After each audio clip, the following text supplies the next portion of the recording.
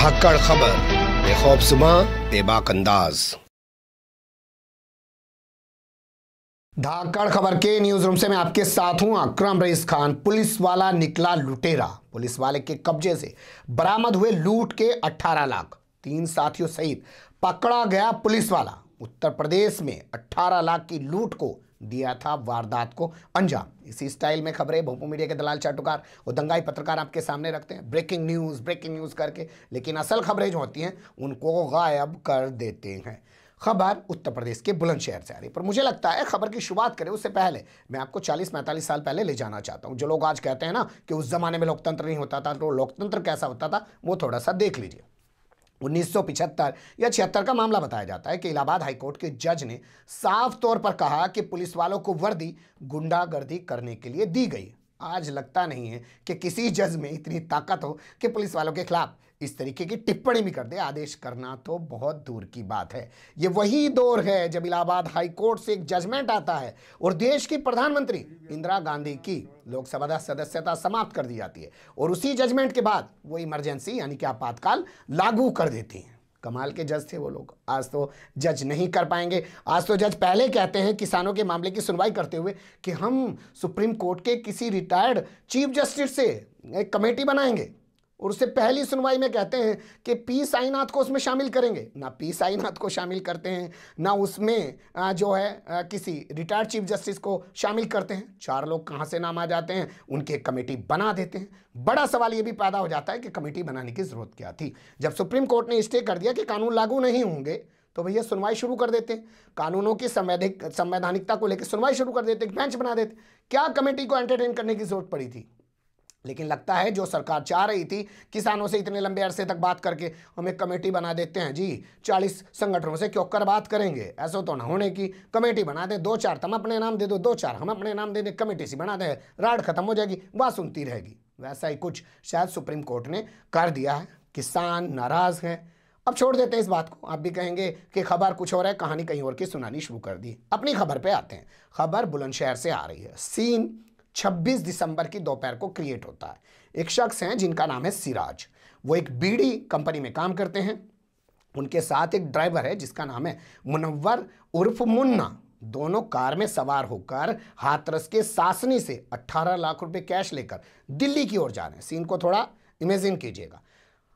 हाथरस के सासनी से 18 लाख रुपए कार में लेके जा रहे हैं। जैसे ही ये बुलंदशहर के अरनिया थाने के पास से गुजरते हैं तो वहाँ पे एक ढाबा है। ये लोग वहाँ रुक जाते हैं, चाय पानी पीते हैं, और चाय पानी पीने के बाद जब थोड़ी दूर को आगे बढ़ते हैं, मतलब थोड़ा सा आगे चलते हैं दिल्ली की तरफ को, तभी एक बाइक पे सवार वर्दी पहने हुए आके इनके सामने गाड़ी लगा देता है नौजवान।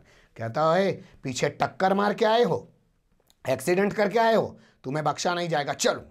और एक आदमी को इनके साथ कार में बिठा देता है और खुद बाइक से चलने लग जाता है। थोड़ी दूर चलने के बाद मामला बार्गेनिंग पे आ जाता है। अरे ले दे के छोड़ दो ना साहब, क्यों मुसीबत कर रहे? अजी हम तो नौकर आदमी हैं, मालिक ने किसी काम भेजा था, हाथरस गए थे, वहाँ से लौट रहे, लेट हो जाएंगे, नौकरी से निकाल देगा वो, ले दे के निपटाऊंगा। अच्छा ठीक है, ले दे के निपटा लेते हैं, गाड़ी साइड में को लगा ले। गाड़ी साइड में लगाने के बाद लेने देने की बात शुरू हो जाती है, और उसी दौरान इन दोनों को धक्का देकर कार लेकर फरार हो जाते हैं। और कार में रखे हुए थे 18 लाख रुपए। जी हाँ, इस फिल्मी स्टाइल में लूट की वारदात को अंजाम दिया जाता है। इसके बाद सूचना पुलिस को दी जाती है। पुलिस में हड़कंप मच जाता है। पहले तो पुलिस संदिग्ध मानती है, ना जी ऐसे कैसे कोई लूट लेगा। बाद में जब तलाश लगती है तो कार 2 किलोमीटर दूर खड़ी मिलती है। आपको मेरी बातों पे यकीन नहीं आ रहा होगा जी कि पता नहीं कैसी कहानी सुना रहा, कुछ बाइट तो दिखा नहीं रहा। एसपी की बाइट रखेंगे जो यहाँ के संतोष सिंह है, उन्होंने क्यों बताया पूरी बात को, सारी आपके सामने खुद ही आ जाएगी।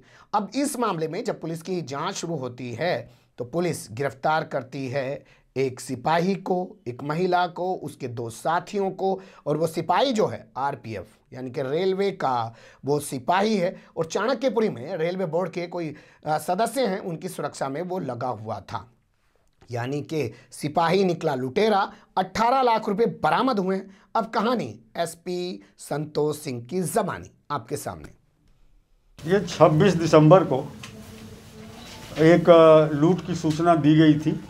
शुरुआती दौर में थोड़ा संदेहास्पद प्रतीत हो रही थी, क्योंकि जो सूचना देने वाले थे उन्होंने करीब 3.5 घंटे विलम्ब से सूचना दी, और उन्होंने बताया कि वो सासनी जो हाथरस जनपद में है, वहाँ से 18 लाख रुपए ले करके एक बीड़ी व्यवसायी के रुपए थे जो दिल्ली में रहते हैं, उनका मुंशी सिराज और ड्राइवर मुन्ना उर्फ मुनव्वर, ये दिन में 11 बजे के आसपास चले थे और एक ढाबे पे आकर रनिया क्षेत्र में रुके।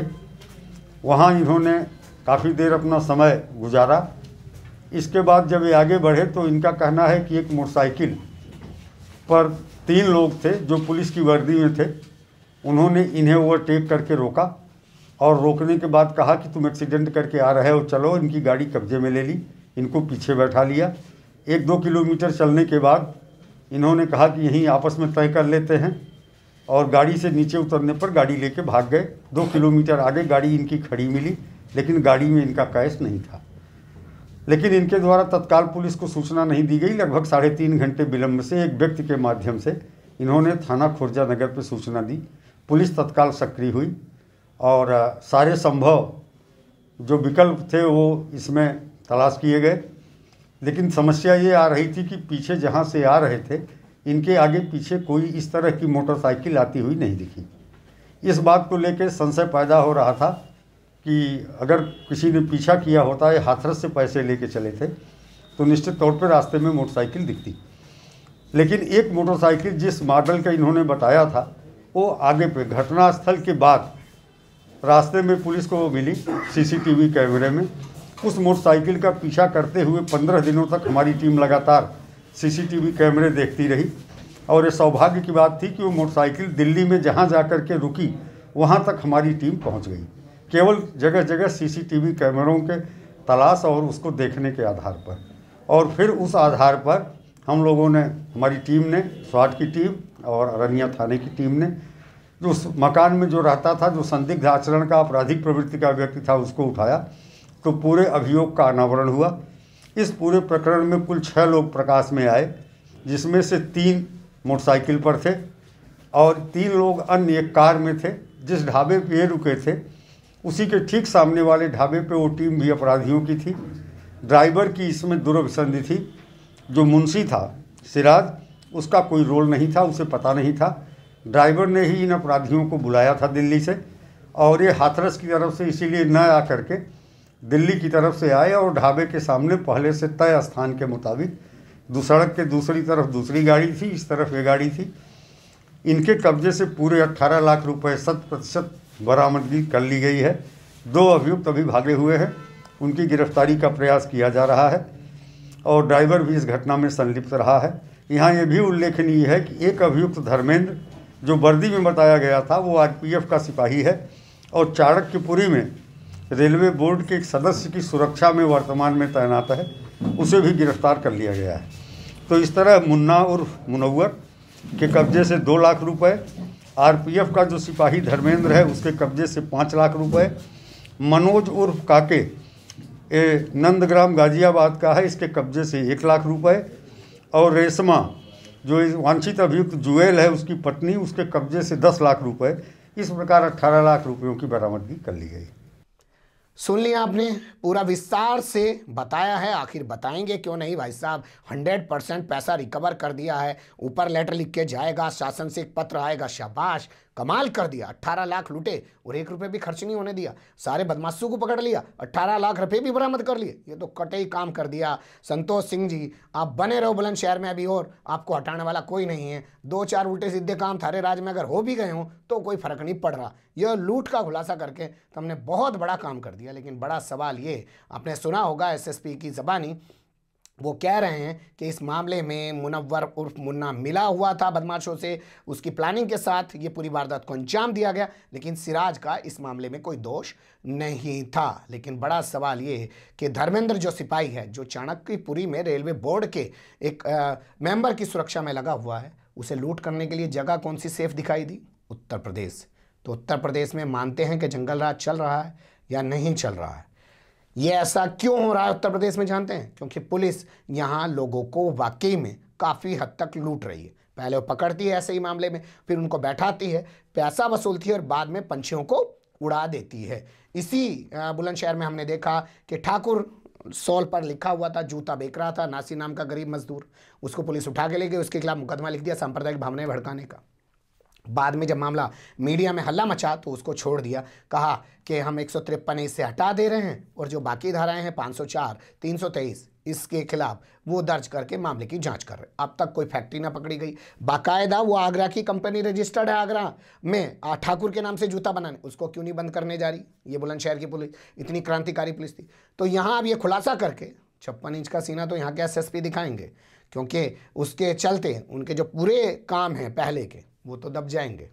ये खबर उभर रही थी, मुझे लगा कि आपको रूबरू कराया जाए कि उत्तर प्रदेश में चल क्या क्या रहा है। बने रहेगा धाकड़ खबर के साथ। फिलहाल कमेंट्स के रूप में आप लोग अपनी राय दे सकते हैं, खबर को लाइक कर सकते हैं, चैनल को सब्सक्राइब कर सकते हैं और ज़्यादा से ज़्यादा हमारी खबरों को शेयर कर सकते हैं। फिर ऐसे ही किसी सुलगते हुए या उलझते मुद्दे लेकर मैं आपके सामने हूँगा हाजिर। फिलहाल अभी मुझे दें इजाज़त।